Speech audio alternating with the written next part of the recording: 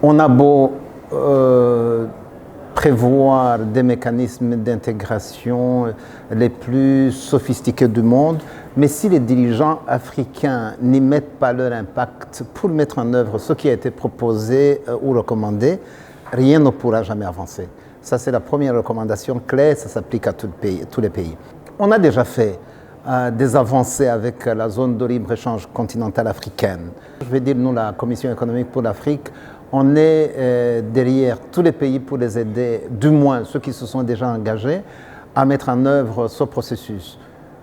Ce sont des avancées substantielles, mais il faut bâtir là-dessus et avancer sur les autres phases, notamment celles sur lesquelles porte le rapport ARIA 11, pour qu'on essaie de rattraper le retard. Je le disais dans ma présentation, nous sommes loin derrière.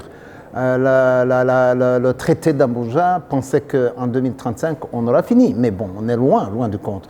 Donc il faudrait bâtir sur les acquis, les étapes déjà franchies, pour essayer d'avancer au plus vite et rattraper le retard.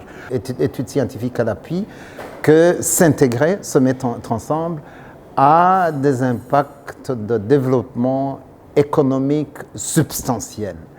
Et dans cette avancée-là, maintenant, je vais me retourner beaucoup plus sur le côté de l'Afrique centrale.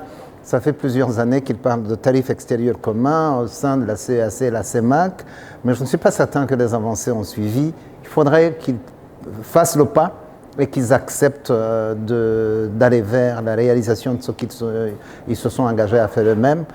Comme on le dit, they need to walk the talk. Ce rapport que nous venons de publier montre sur tous les aspects ce qu'il faut faire pour vite embrasser ces deux phases qui suivent.